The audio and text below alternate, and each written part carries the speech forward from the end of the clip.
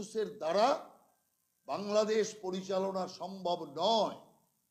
অতএব সেই কারণে ইউনূসকে সরিয়ে আমরা মনে করি এমন একজন প্রশাসক বসা দরকার যে সমস্ত ধর্ম এবং সমস্ত মত সমস্ত পথের মানুষকে সমান চোখে দেখে নির্বাচনে সকলের প্রচারের সমান অধিকার দিয়ে বাংলাদেশে যদি নির্বাচন হয় তাহলে বাংলাদেশে এক শক্তিশালী গণতান্ত্রিক সরকার প্রতিষ্ঠা হতে পারে। আগামী দিন আপনাদেরও বোরখা পড়তে হবে, আপনাদেরও শুক্রবার নামাজ পড়তে হবে।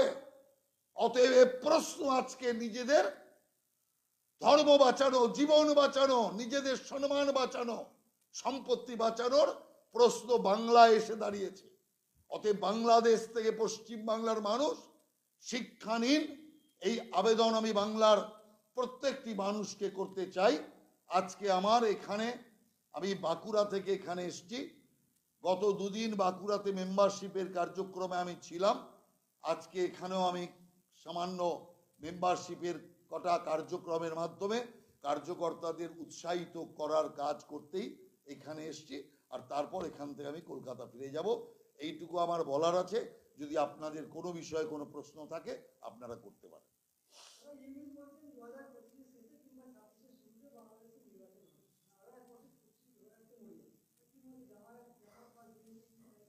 দেখুন, প্রথম কথা হচ্ছে নির্বাচন অবাধ শান্তিপূর্ণ হবার মতো পরিবেশ তৈরি করবার ক্ষমতা ইউনূসের নেই। কারণ তিনি বলেছিলেন সংখ্যালঘুরা আপনারা একজোট হয়ে থাকুন, আপনাদের ওপর কেউ কিচ্ছু করতে পারবে না, আমার সরকার আছে। কিন্তু ইউনূসই আজকে সরকারের মধ্যে সংখ্যালঘিষ্ঠ। ইউনূসই আজকে এই উগ্রবাদী হামলার ব্যাপারে সমস্ত কিছু করাচ্ছে। যেখানে সরকার হামলাকারী, যেখানে বাংলাদেশ সরকার হিন্দু নিধন যজ্ঞ করাচ্ছে, সেখানে ওই ভোটের কোনো মূল্য নেই। কেন 26-এ হবে? তদারকি সরকার আজকে প্রায় 4 মাস হয়ে গেল। 25-এর মধ্যে নির্বাচন করে দেওয়া উচিত ছিল। কিন্তু আসলে ইউনূসের দ্বারা বাংলাদেশ পরিচালনা সম্ভব নয়।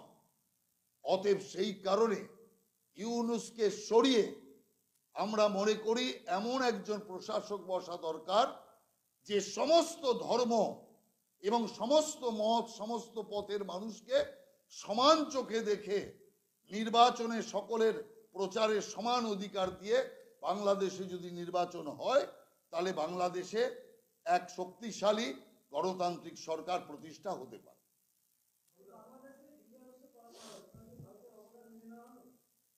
না, ভারতের অবদান তো বাংলাদেশকে মানতেই হবে।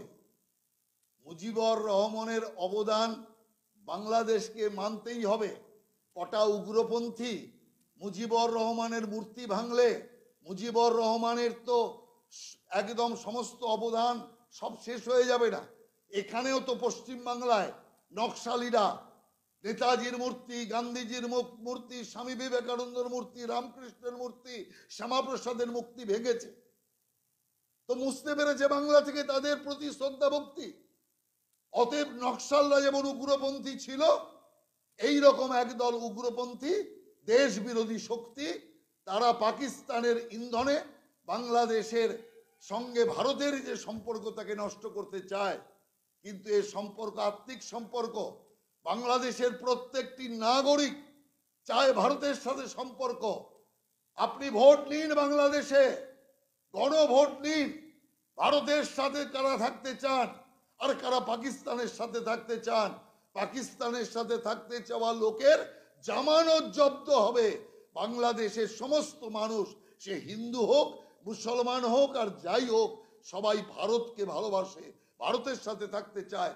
কারণ আজকে অর্ধেক বাংলাদেশের লোক চিকিৎসার জন্য ভারতে আসে, অর্ধেক বাংলাদেশের লোক তাদের জীবন জীবিকার জন্য বাংলাদেশের সাথে ভারতের সম্পর্ককে স্বীকার করে।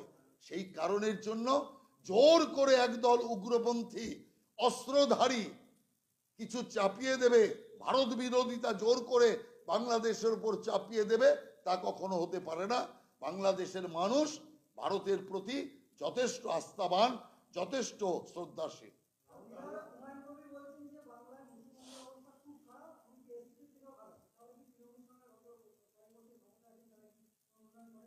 দেখুন, প্রথম কথা হচ্ছে হুমায়ুন কবির কে? পার্টি থেকে আধা বিতাড়িত, ক্ষমা চেয়ে কোন রকমে পার্টিতে আছেন। হুমায়ুন কবির কে? নিজের জায়গাতে নিজের পার্টির ব্লক প্রেসিডেন্ট আর কর্মীরা ওর কুশপুতুল বানিয়ে জুতো মারে, ওর কুশপুতুলকে আগুন দেয়। অতএব ওর তো মাথা এমনি খারাপ হয়ে গেছে। সেই কারণে এই জাতীয় নেতা যে কোথাও কলকে পায় না, নিজের এলাকাতে পর্যন্ত কিচ্ছু করার ক্ষমতা নেই, এই জাতীয় লোকেদের বক্তব্যের কোনো মূল্য নেই।